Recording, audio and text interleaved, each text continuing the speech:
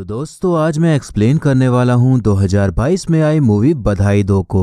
इसकी रेटिंग्स की बात नहीं करेंगे क्योंकि ये अभी जल्द ही रिलीज हुई है, तो रेटिंग्स ऊपर नीचे हो रही हैं। मैं मूवी को एक्सप्लेन करूंगा, लेकिन उससे पहले अगर आप हमारे चैनल पर नए हैं तो नीचे लाल कलर से लिखे सब्सक्राइब को दबाकर ग्रे कर दें। इससे आप हमारे चैनल से जुड़ जाएंगे और आने वाली वीडियोस को देख पाएंगे। और जिन्होंने सब्सक्राइब करा हुआ है उनका बहुत बहुत शुक्रिया। आप लोग ऐसे ही चैनल से जुड़े रहिए, मैं आपके लिए वीडियोस लाता रहूंगा। तो मूवी की शुरुआत में हम एक बहुत बड़े परिवार को देखते हैं जिसमें कि किसी लड़के की शादी की बात चल रही होती है। लड़के का नाम श्रदुल होता है और उसकी उम्र दिन ब दिन बढ़ती जा रही थी, इसीलिए परिवार वाले उसकी शादी कराना चाहते थे और चाहते थे कि उसकी शादी बस कैसे भी करके हो जाए। अब हम श्रदुल को देखते हैं जो कि पेशे से एक पुलिस ऑफिसर होता है, लेकिन उसकी पोस्टिंग महिला थाना में हो रखी थी, जिस बात से वो बहुत परेशान होता है क्योंकि वो दिन भर महिलाओं के बीच ही रहता था। श्रदुल अपने सीनियर ऑफिसर से ट्रांसफर करवाने की बात करता है, लेकिन वो उसे साफ साफ मना कर देती हैं। श्रदुल ने अपने परिवार वालों को एक लड़की की फोटो भेजी थी जो कि धर्म से मुस्लिम थी। श्रदुल शादी नहीं करना चाहता था, इसीलिए उसने अपने साथ काम कर रही मुस्लिम महिला की फोटो भेज दी थी ताकि घर वाले शादी के लिए मना कर दें। लेकिन घर वाले तो यही चाहते थे कि उसकी शादी बस हो जाए, तो धर्म को साइड करके शादी करने के लिए मान जाते हैं। अब श्रदुल को तो शादी नहीं करनी थी, तो वो कह देता है कि अब लड़की की तो शादी हो चुकी है, तो अब वो किसी और के साथ चली गई है और ऐसे ही बहानेबाजी करके वो शादी की बात टाल देता है। अब इसके बाद हम एक लड़की को देखते हैं जिसका नाम सुमन होता है और वो एक डेटिंग ऐप पर किसी मादा की तलाश में भटक रही होती है क्योंकि उसे नर नहीं बल्कि मादाएं पसंद थीं। तभी उसे एक राजू नाम की लड़की का मैसेज आता है, तो वो उससे मस्त मुस्कुराते हुए बतियाने लग जाती है। सुमन स्कूल में फिजिकल एजुकेशन की टीचर थी और उसकी उम्र भी धीरे धीरे बढ़ती जा रही थी, तो उसकी माँ भी उसकी शादी के लिए काफी परेशान थी। लेकिन सुमन की इच्छाएं और जरूरतें उसकी माँ की उम्मीदों से बिल्कुल ही अलग थीं, जो कि किसी मर्द से तो पूरी नहीं हो सकती थीं, इसीलिए वो शादी के नाम पे दूर ही भागती रहती थी। सुमन की अपनी माँ से ज्यादा नहीं बनती थी, लेकिन उसके पापा उसके साथ बिल्कुल उसके दोस्त की तरह ही रहते थे और सुमन उनसे हर बात शेयर करती थी, पर यह बात किसी को भी नहीं पता थी कि उसकी पसंद लड़के नहीं बल्कि लड़कियां हैं। सुमन जिस राजू नाम की लड़की से बात किया करती थी उससे मिलने का सोच लिया था, तो वो एक रेस्टोरेंट में उसका इंतजार कर रही होती है। तभी उसके पास एक लड़का आता है और कहता है कि मैं ही राजू हूँ। यहाँ हमें पता चलता है कि लड़के ने लड़की की फोटो डालकर फेक आईडी बना रखी थी और उसी से सुमन से बतियाते रहता था। ये राज खुलते ही सुमन वहाँ से निकल जाती है, लेकिन उस लड़के ने सुमन का पीछा करना शुरू कर दिया था। एक दिन लड़का सुमन की पापा की दुकान तक आ जाता है और उससे कहता है कि मेरे साथ करो वरना मैं सबको बता दूंगा कि तुम्हारी सच्चाई क्या है। सुमन उस लड़के से परेशान होकर उसकी कंप्लेन लिखवाने महिला थाना जाती है, तो वहाँ उसे श्रदुल मिलता है। सुमन अपनी शिकायत लिखवा देती है और तब श्रदुल उस लड़के को धर दबोचता है और उसकी सुताई करके सारी आवारागिरी निकाल देता है। हम देखते हैं कि अब श्रदुल ही सुमन का पीछा करने लग जाता है। जहाँ भी सुमन जाती थी वहीं पर श्रदुल पहुंच जाता था।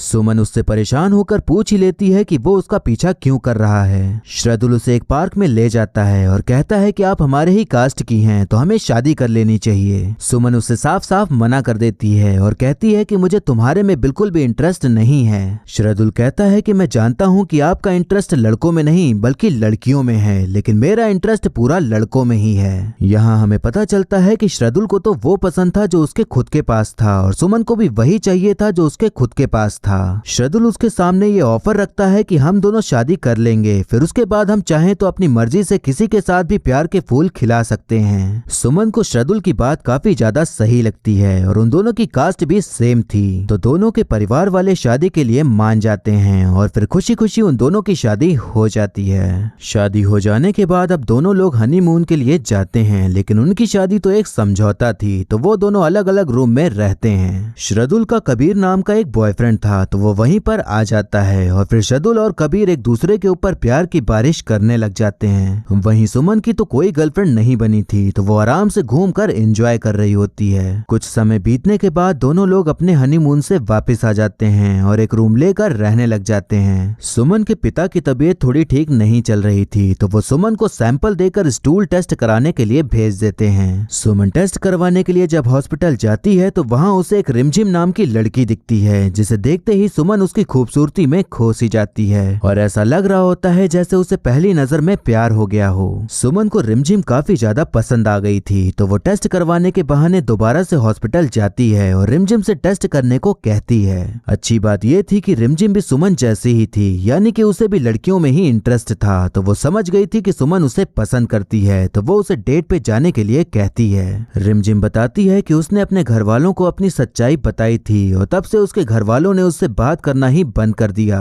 शायद इसीलिए सुमन ने भी कभी भी अपनी पसंद को घर वालों को नहीं बताया था, क्योंकि उसे यकीन था कि उसके घर वाले भी कुछ ऐसा ही रिएक्ट करेंगे। अब हम देखते हैं कि शर्दुल से एक सीनियर ऑफिसर मिलते हैं जो कि कहते हैं कि तुम्हारी अब शादी हो गई है, इसीलिए मैंने बात करके तुम्हें पुलिस कॉलोनी में एक घर दिलवा दिया है। शर्दुल को यह जानकर बिल्कुल भी खुशी नहीं होती, क्योंकि वहां पर तो सब पुलिस वाले ही रहते थे, तो उनकी शादी की सच्चाई का भांडा फूट सकता था। लेकिन सभी के सामने उस झूठ को सच बनाए रखने के लिए शर्दुल सुमन के साथ शिफ्ट हो ही जाता है। शर्दुल और सुमन एक रूममेट की तरह घर में रहते थे और दोनों ने ही अपना अपना काम बांट लिया था। हम देखते हैं कि सुमन और रिमझिम एक दूसरे के काफी करीब आने लगे थे, तो सुमन रिमझिम को अपने घर ही ले आती है ताकि उनके बीच जो थोड़ी बहुत दूरियां हैं वो भी खत्म हो जाएं और दोनों लोग एक दूसरे की गहराइयों में डूब सकें। अगले दिन जब शर्दुल रिमझिम को अपने घर में देखता है तो उसके होश उड़ जाते हैं, क्योंकि वो पुलिस कॉलोनी थी, तो अगर ये सारी बातें बाहर पता चल जाती तो कई बातें बन सकती थीं। तभी उसी वक्त शर्दुल के सीनियर ऑफिसर अपनी बीवी के साथ आ जाते हैं और तब वो रिमझिम को देख लेते हैं। शर्दुल को समझ नहीं आ रहा होता है कि वो क्या बोले, तो वो कह देता है कि रिमझिम सुमन की कजिन सिस्टर है। अब शर्दुल ने तो रिमझिम को सुमन की कजिन सिस्टर बना दिया था, तो इस बात का फायदा उठाकर सुमन रिमझिम को अपने रूम में ही शिफ्ट करा लेती है ताकि वो दोनों सारा टाइम साथ में रह सकें। रिमझिम और सुमन खुशी खुशी साथ में रहने लग जाते हैं और उनके बीच काफी कुछ अच्छा चल रहा होता है। तभी एक दिन घर में अचानक से बिना बताए सुमन के मम्मी पापा आ जाते हैं, तो वो भी रिमझिम को देख लेते हैं। अब उस टाइम भी दोनों को समझ नहीं आ रहा होता कि क्या बोलें, तो सुमन बोल देती है कि ये शर्दुल की कजिन सिस्टर है और खतरा यहीं पर टल जाता है। अब हम देखते हैं कि शर्दुल कबीर के साथ एक होटल में बैठा होता है और उसे बता रहा होता है कि वो उसके साथ किस तरह से फ्यूचर में रहना चाहता है, लेकिन कबीर उसकी बातों पे बिल्कुल भी ध्यान नहीं दे रहा होता। कबीर का शर्दुल के लिए पूरा इंटरेस्ट खत्म हो गया था और अब वो उसके साथ नहीं रहना चाहता था, इसीलिए वो शर्दुल को छोड़कर चला जाता है। इस बात से शर्दुल को बहुत दुख होता है, क्योंकि जिसके साथ वो साथ रहने के सपने देख रहा था वही उसको छोड़कर चला गया था। सुमन उसके पास आकर उसे इमोशनल सपोर्ट देती है और उसे गले लगाकर एक दोस्त की तरह उसके दुख को कम करने की कोशिश करती है। अब हम देखते हैं कि शर्दुल सुमन को लेकर अपने घर आ जाता है, क्योंकि काफी टाइम से सभी लोग उन्हें देखना चाहते थे। सुमन और शर्दुल की शादी के 1 साल हो चुके थे, तो शर्दुल के घर वाले अब बच्चे की उम्मीद कर रहे होते हैं। तो सभी लोग बारी बारी से सुमन को समझा रहे होते हैं कि अब वक्त आ गया है कि तुम भी अब माँ बनो और एक बच्चे को जन्म दो।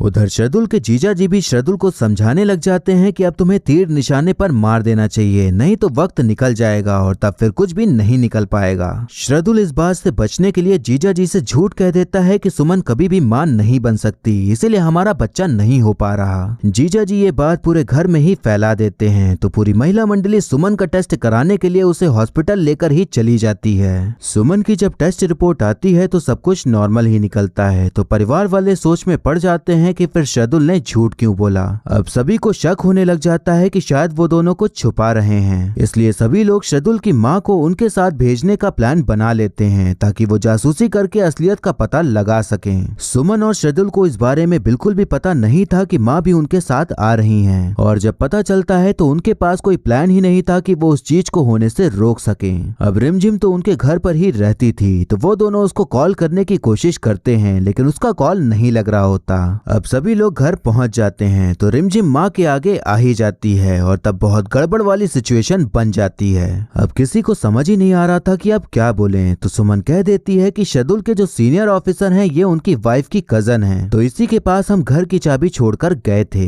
रिमझिम एक ऐसा कैरेक्टर बन गई थी कि मुसीबत आने पर उसे किसी की भी कजन सिस्टर बना दिया जाता था। अब माँ के आ जाने के बाद सुमन और शर्दुल को साथ में ही सोना पड़ता है ताकि माँ को शक न हो कि वो दोनों एक दूसरे के साथ नहीं बल्कि किसी और के साथ ही सोते हैं। माँ को इसलिए भेजा गया था ताकि वो उन दोनों के बीच वो करने की आग भड़का सकें जो बच्चा करने के लिए किया जाता है, तो वो उसी काम में लग जाती हैं। टीवी में कोई रोमांटिक सीन आता था तो माँ उसे चलने देती थी ताकि उसे देखकर सुमन के अंदर कुछ करने की इच्छाएं जागें। इसी तरह माँ वो हर कोशिश कर रही थी जिससे कि बच्चा होने का प्रोसेस आगे बढ़ सके। सुमन अब माँ की हरकतों से काफी परेशान हो गई थी, क्योंकि वो हर पल बस बच्चा करने का ज्ञान ही देती रहती थी, तो इसी बात का वो सारा गुस्सा शर्दुल पर उतार रही होती है। शर्दुल उससे कहता है कि शायद हमें बच्चा करने की प्रक्रिया को कर ही लेना चाहिए। सुमन भी उससे थोड़ा थोड़ा एग्री करती है और वो दोनों ये बात रिमझिम को जाकर बताते हैं तो वो एकदम गुस्से से पागल ही हो जाती है, क्योंकि कोई भी ये नहीं चाहेगा कि उसका पार्टनर किसी और के साथ संभोग करे। तो ये प्लान यहीं पर खत्म हो जाता है। अब हम देखते हैं कि श्रदुल अपनी ड्यूटी कर रहा होता है जहाँ पर दो लड़कों की शादी हो रही होती है। तो वहाँ कई लोग उस शादी को रोकने के लिए खड़े होते हैं, क्योंकि कानून ने तो भले ही आजादी दे दी थी लेकिन समाज में काफी ज्यादा हद तक ऐसी शादियों को सम्मान नहीं दिया जाता है, तो इसीलिए कुछ लोग इसके खिलाफ खड़े हुए थे। उसी शादी में श्रदुल को एक लड़का दिखता है जिसका नाम नारायण होता है और उसे देखते ही वो उसे देखता ही रह जाता है, जैसे कि श्रदुल को वो एक नजर में पसंद आ गया हो। श्रदुल और नारायण की अब धीरे धीरे मुलाकातें होने लग जाती हैं और उनके बीच अब प्यार के फूल भी खिलना शुरू हो जाते हैं। अब हम देखते हैं कि जिस तरह से श्रदुल ने बच्चा ना होने के लिए सुमन के अंदर कमी बताई थी, ठीक वैसे ही सुमन श्रदुल की माँ को बता देती है कि कमी श्रदुल के अंदर है जिससे कि बच्चा नहीं हो पा रहा। श्रदुल सुमन के ऊपर गुस्सा करने लग जाता है कि उसने माँ से ऐसा क्यों कहा, क्योंकि ऐसा होने पर वो सबके सामने नामर्द कहलाएगा। सुमन उससे कहती है कि अब यही सही रास्ता है इस चीज से बचने के लिए, क्योंकि जो तुम्हारा टेस्ट होगा वो रिमझिम के हॉस्पिटल में होगा तो वो गलत रिपोर्ट बना के देगी, जिससे कि यह साबित हो जाएगा कि तुम्हारी वजह से बच्चा नहीं हो पा रहा। सब कुछ प्लान के हिसाब से होता है और रिपोर्ट आने पर यह साबित हो जाता है कि श्रदुल में ही खोट है जिसकी वजह से बच्चा नहीं हो पा रहा। श्रदुल ने एक बार अपने घर में ऐसे ही कह दिया था कि अगर बच्चा नहीं हुआ तो हम गोद ले लेंगे, लेकिन उस वक्त किसी ने भी ये बात नहीं मानी थी। लेकिन अब जब टेस्ट होने के बाद रिजल्ट पता चला तो सबने बच्चा गोद लेने के लिए हाँ कर दिया होता है। श्रदुल यही बात सुमन को जाकर बताता है तो सुमन गुस्सा करने के बजाय बहुत खुश होती है, क्योंकि उसे हमेशा से ही बच्चा चाहिए था, लेकिन जो उसकी पसंद थी उसमें बच्चा तो नहीं हो सकता था। लेकिन अब ये बात जानने के बाद वो काफी खुश थी, क्योंकि अब वो बच्चा गोद ले सकती थी। अब दोनों लोग चाइल्ड अडॉप्शन सेंटर जाते हैं और वहाँ पर अडॉप्शन के लिए अप्लाई कर देते हैं। इस बात से रिमझिम भी काफी ज्यादा खुश होती है, क्योंकि सुमन की असली पार्टनर तो वही थी, तो एक तरह से बच्चे के ऊपर उसका भी पूरा हक था। अब हम देखते हैं कि श्रदुल अपनी माँ को ट्रेन में बैठाने के लिए जाता है, लेकिन ट्रेन वहाँ से निकल चुकी होती है। श्रदुल माँ को जल्दी भेजना चाहता था, लेकिन ट्रेन के चले जाने से माँ को फिर से घर वापस आना पड़ता है, लेकिन तभी यहाँ सब गड़बड़ हो जाती है। श्रदुल सुमन को तो बताना भूल ही गया था कि ट्रेन मिस हो गई है, तो माँ सुमन को रिमझिम के साथ गुलू गुलू करते हुए देख लेती हैं। अब यहाँ पर सुमन का सारा राज खुल जाता है और अब सारी हंसी खुशी गायब हो जाती है।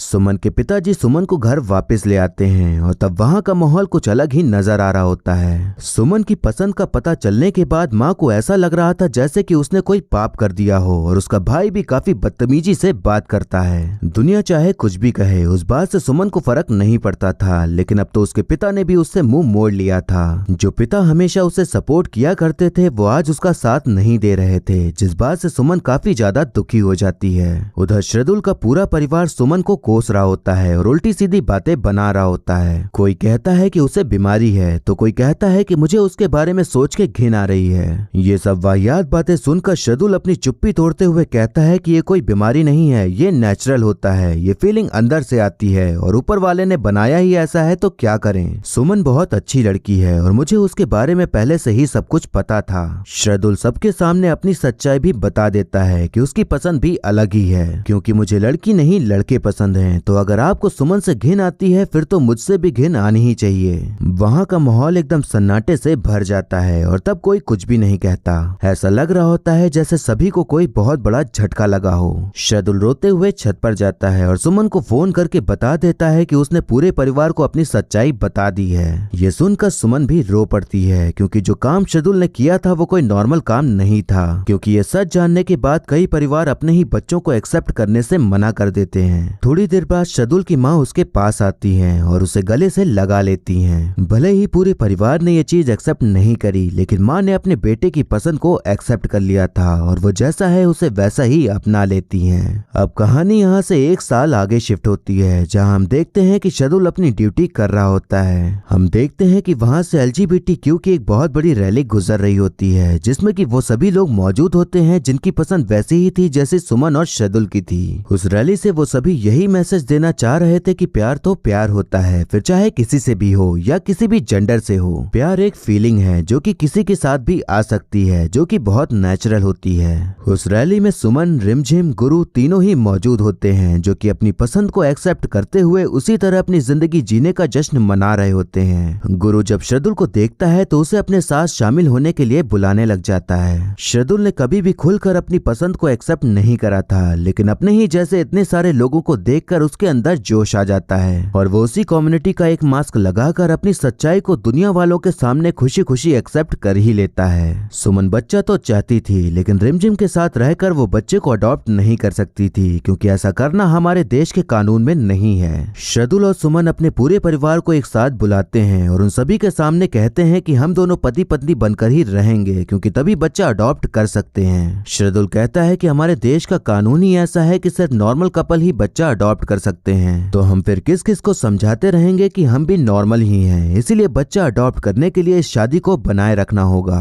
अब कहानी यहाँ से फिर से एक साल आगे शिफ्ट होती है, जहाँ हम देखते हैं कि अब दोनों लोग ने बच्चे को अडॉप्ट कर लिया होता है और वहाँ पर पूरा परिवार हंसी खुशी मौजूद होता है। अब सभी लोगों ने सुमन और शार्दुल की पसंद को एक्सेप्ट कर लिया था और ये समझ लिया था कि जो उनका प्यार है वो भी नॉर्मल ही है, और जो प्यार है वो एक फीलिंग है जो कि अंदर से आती है और किसी के लिए भी आ सकती है। गुरु, शार्दुल, सुमन और रिमझिम सब एक साथ बैठे होते हैं और पूरा परिवार उनकी खुशी में शामिल होता है और फिर इसी खुशी से भरे पलों के साथ मूवी यहीं पर खत्म हो जाती है।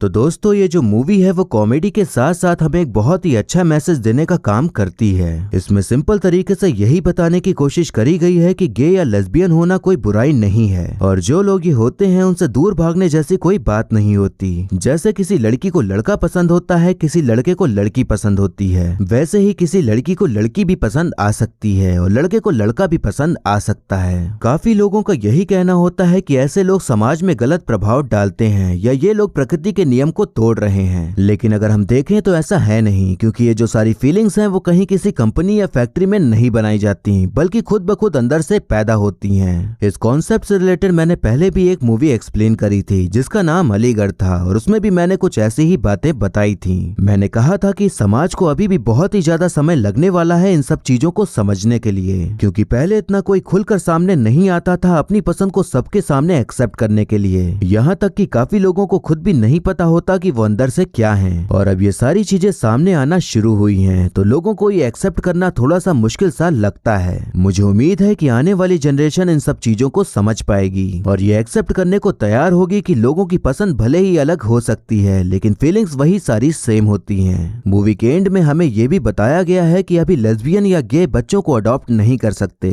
हमारे देश का अभी यही कानून है कि अगर आप सिंगल मैन हैं या वुमेन हैं या कपल हैं तो आप बच्चा अडॉप्ट कर सकते हैं, बाकी और कोई भी अडॉप्ट नहीं कर सकता। अब देखना ये रहेगा कि आने वाले समय में इस कानून में कोई बदलाव आता है या नहीं। आप इस टॉपिक से रिलेटेड मेरे और भी व्यूज जानना चाहते हैं तो आप चंडीगढ़ करे आशिकी और अलीगढ़ मूवी का एक्सप्लेनेशन देख सकते हैं। इन दोनों मूवी का एक्सप्लेनेशन का लिंक आपको डिस्क्रिप्शन में मिल जाएगा। अब एक्टिंग की बात करें तो आप सभी जानते हैं कि राजकुमार राव एक मिडिल क्लास लड़के का रोल कितने बढ़िया तरीके से निभाते हैं, तो उन्होंने इस फिल्म में भी अपने किरदार को बखूबी निभाया है। भूमि भी अपने सुमन के कैरेक्टर में काफी फिट बैठती हैं और उन्होंने भी अपने रोल को बढ़िया तरीके से निभाया है। बाकी फिल्म में जितने भी सह कलाकार हैं वो सभी एक्टिंग के मामले में काफी जाने जाते हैं और इन सभी ने अपने रोल को अच्छे से निभाकर फिल्म को और भी अच्छा बनाया है। ये मूवी अभी किसी भी OTT प्लेटफॉर्म पर रिलीज नहीं हुई है, तो आप चाहें तो अपने नजदीकी सिनेमा घरों में जाकर देख सकते हैं। ये मूवी आपको एंटरटेन तो करती ही है और साथ ही साथ एक बढ़िया मैसेज भी देती है, तो आप अपने पैसे फिल्म को देखने के लिए लगा सकते हैं और मुझे यकीन है कि आपके पैसे बर्बाद नहीं होंगे। तो ये था एक्सप्लेनेशन बधाई दो मूवी का। आपको मूवी और मेरा एक्सप्लेन करना कैसा लगा ये कमेंट करके जरूर बताइएगा, और ऐसे ही आने वाली वीडियोस देखते रहने के लिए हमारे चैनल को सब्सक्राइब करें और बेल आइकन दबा दें, जिससे कि आपको नई वीडियोस की नोटिफिकेशन मिल जाएगी। आप चाहें तो मुझे इंस्टाग्राम या फेसबुक पर भी फॉलो कर सकते हैं, लिंक आपको डिस्क्रिप्शन में मिल जाएगा। और वीडियो अच्छी लगी हो तो लाइक जरूर करें, आपके लाइक और कमेंट से मुझे और भी वीडियोस बनाने का मोटिवेशन मिलता है। तो मिलते हैं नेक्स्ट वीडियो में, तब तक के लिए टाटा, बाय बाय और नमस्ते।